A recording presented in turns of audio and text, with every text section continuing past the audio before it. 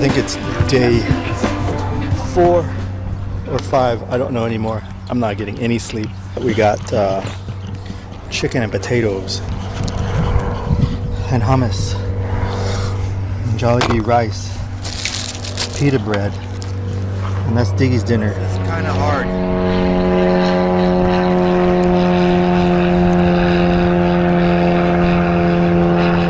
We have to come to the park every day to feed Diggy because he needs cooked meat. We can't cook at the beach. I'm not going to cook in the van. So we have to come to the park every night. After we go to the park and eat, then we drive around for a little bit. And then find a parking spot in a quiet neighborhood. I find that a neighborhood with an apartment complex or a commercial building, a well-lit one is a good spot. We tried Lowe's. Sketchy. Real sketchy. But we're learning. I think the best parts of it are waking up in the morning, like this guy, hanging out at the beach, and then taking a nice nap. My BlueDriver keeps dying on me really fast, and there's no outlets nearby for me to do a fully charge, and I'm making a mistake with not having a solar panel on the roof and taking advantage of the California sun while I got it. It could be topping off my battery as I take a nap. I tried to do portable solar panel, and that ended up being not so good. Maybe in BLM land or national forest would be good, but as far as in a city area, there's nowhere to put it. So I tried putting it in my windshield, and it fits perfect, but I got a UV tint on there, and I noticed with my little solar panel, it won't charge, but once I take it away from that glass, it starts charging. So mistake number 1 with tint: you can't charge using solar panel through UV clear tint. So I've pretty much been MIA on social media for a little bit until I can figure out this battery situation so I can keep my phone charged. You really take for granted what you have in an apartment or a house. Your electricity, your water, a place to sleep at night. Free showers, guys. Free showers. Toilet. Internet connection.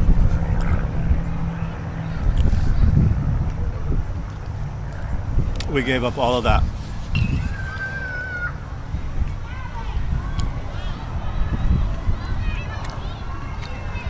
But in exchange, money in the bank. Sitting at the park right now eating, and people look at you funny when you're at the park eating at a picnic table with no family around you. My wife and my dog are walking around the block, so it looks like I'm alone here. And people are looking at me and then they look away. Kind of that pity look. I don't know. Maybe it's just in my head, but I don't really care.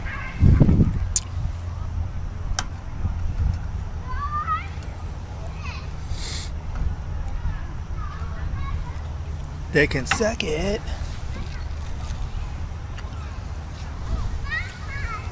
So we got our packages that we were waiting for, and that's what was holding us back here. I sold off pretty much everything that I owned except for some of my clothes, and we purged a lot. excuse me, purged a lot of clothes, but we filled the van like to the brim. Fridge, sink, toilet, bed, possessions. So there's not going to be any videos of a van tour anytime soon until we purge a lot more. We can't even see the bed. It's ridiculous in there. It's like a hurricane hit us because we had a time constraint to get out of that apartment, and we went over 10 days, and the landlord didn't charge us, so he was being really cool about it. But on day 9, he came to the apartment and asked us, how are you doing, and do you want to stay one more month, which means pay me another month. And I wasn't about to pay any more money for rent.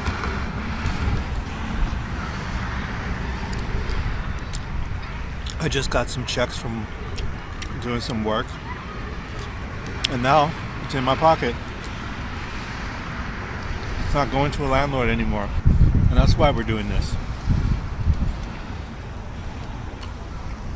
The system got everybody running around on a hamster wheel.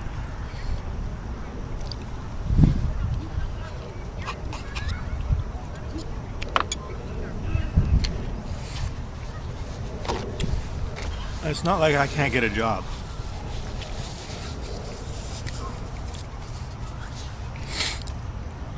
I got a bachelor's degree, and it's worthless.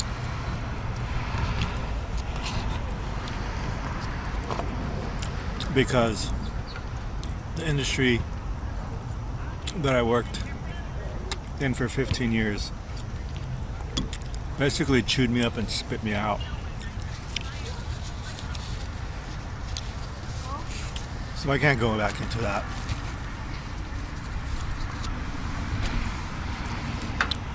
No way, Jose.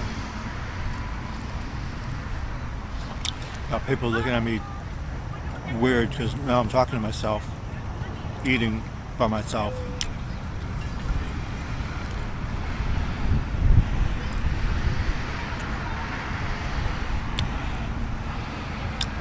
This is definitely a humbling experience. Going into McDonald's in the morning just to get a coffee. My fingernails are dirty. I looked all unkempt, and the people that work there looked down at me like, oh, poor guy. I was homeless before, and honestly, the first time I was homeless was one of my happier times.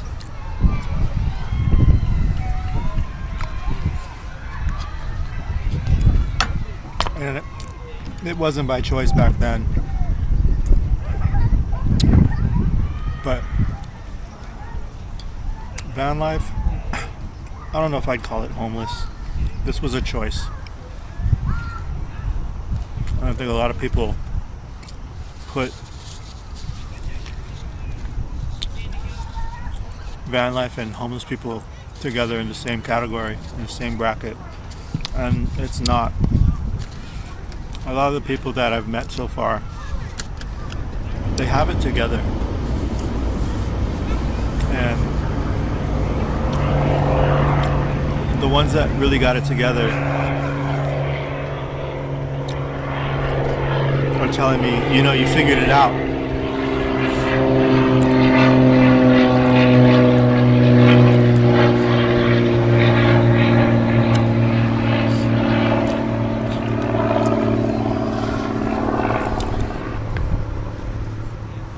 So I've met a lot of full-time van lifers, and these guys are smart. They're not homeless bums down on their luck. They did this as a choice. Getting out of that system, that hamster wheel.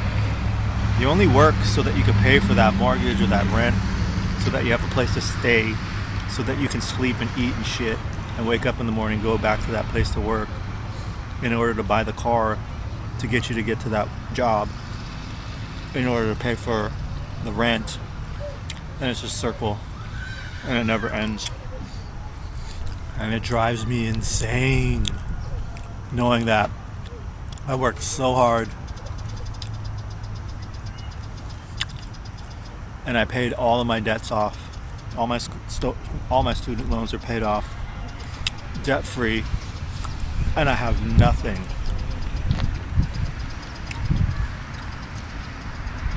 If I was living in the 60s, I'd probably have 5 houses right now for all the time I've put into work, all the money I've made and had to pay in rent and taxes.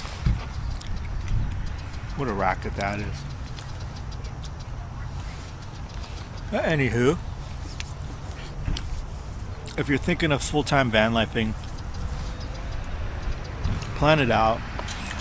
Think about the things that you need to bring. My mistake was bringing everything and then thinking I was going to edit on the road. No. Climbing in a crowded van is not good for your sanity.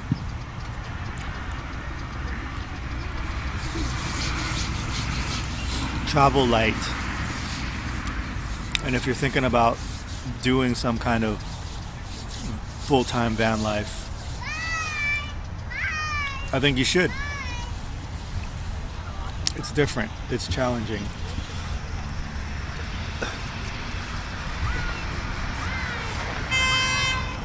So with that, I'm going to clean this up because it's getting dark and cold. Talk to you later.